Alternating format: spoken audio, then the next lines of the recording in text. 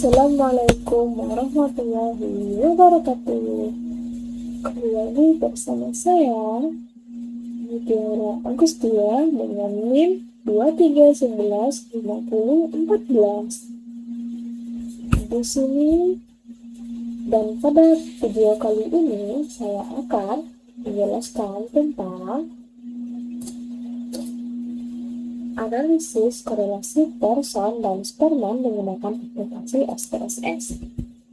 Yang saya menggunakan contoh kasus untuk mengetahui terdapat hubungan antara durasi belajar siswa dalam satu jam per minggu dengan nilai ujian matematika siswa. Melalui analisis ini, kita dapat mengetahui apakah semakin lambat siswa belajar, maka nilai ujiannya juga menurun meningkat, atau sebaliknya. Nah, sebelum melakukan analisis, saya akan sedikit menjelaskan terlebih dahulu apa itu korelasi person dan sperman. Analisis korelasi merupakan salah satu teknik statistik yang digunakan untuk mengetahui ada atau tidaknya hubungan antara dua variabel, sekaligus melihat arah dan kekuatan hubungan tersebut. Korelasi person digunakan apabila data berskala interval atau rasio berdistribusi normal dan memiliki hubungan yang linear, sedangkan korelasi sperman digunakan apabila data tidak memenuhi asumsi normalitas data berskala ordinal. Oleh karena itu, sebelum memilih jenis korelasi, peneliti perlu mengetahui karakteristik data yang dimiliki. Nah, selanjutnya saya akan mendemonstrasikan langkah-langkah melakukan analisis korelasi menggunakan SPSS. Pertama, saya sudah membuka aplikasi SPSS. Kemudian saya masuk ke variable view, yang dimana yang pertama kita tulis durasi belajar. Yang kedua, nilai matematika untuk. Nah, di sini di label kita tulis juga durasi.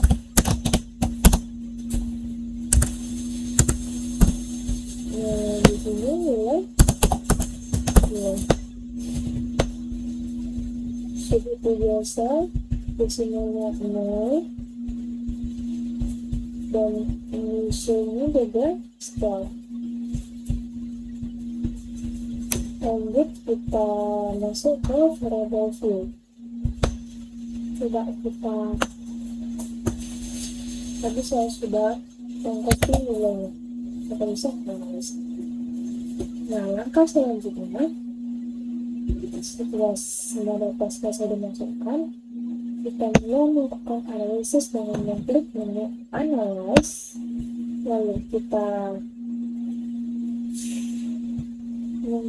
kemudian memilih korelat dan klik behavior. Pada kotak dialog muncul, saya memindahkan variabel durasi belajar ke variabel dan nilai matematika ke variabel juga. Karena di sini kita mencari analisis korelasi person, kita centang person, lalu kita klik OK.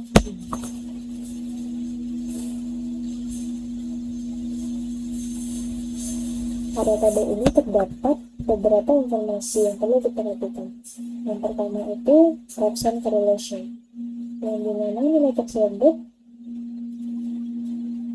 pada output untuk diperoleh nilai sebesar 0,995 mendekati 1. Hal ini menunjukkan antara hubungan belajar dan nilai matematika bersifat untuk sangat kuat. Artinya, semakin lama siswa menghabiskan waktu untuk belajar setiap minggu, maka nilai ujian matematikanya semakin tinggi. Sebaliknya, apabila durasi belajar berkurang, maka nilai matematikanya juga cenderung menurun. Selanjutnya, untuk mencari analisis sperman, kita juga melakukan hal yang sama kayak korelasi persen tadi, yaitu kita klik ulang analyze, lalu kita memilih correlate dan kita klik behavioral. Nah, karena kita mencari analisis korelasi Spearman, jadi kita checklist tuh yang bagian Spearman. Yang persen kita hilangkan pada checklistnya, lalu klik OK. Nah, pada tabel ini informasi yang diperhatikan adalah correlation confusion. Yang hasil diperoleh adalah 0,998 mendekati 1. Hal ini menunjukkan bahwa hubungan antara durasi belajar dan nilai matematika juga positif sangat kuat.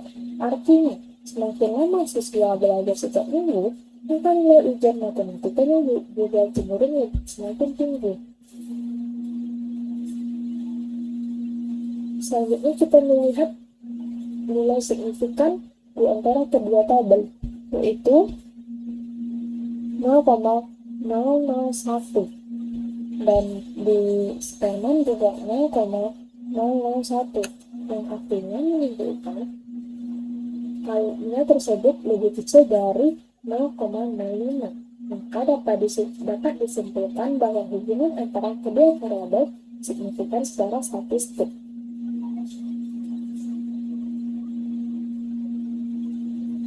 Hal ini menunjukkan kalau kedua hasil tersebut sama-sama memiliki hubungan yang positif, sangat kuat dan signifikan antara durasi belajar dan nilai ujian matematika. Perbedaannya terletak pada syarat penggunaannya. Korelasi Pearson digunakan apabila data memenuhi asumsi normalitas dan berskala interval atau rasio, sedangkan korelasi Spearman digunakan apabila data tidak memenuhi asumsi normalitas atau menggunakan data ordinal.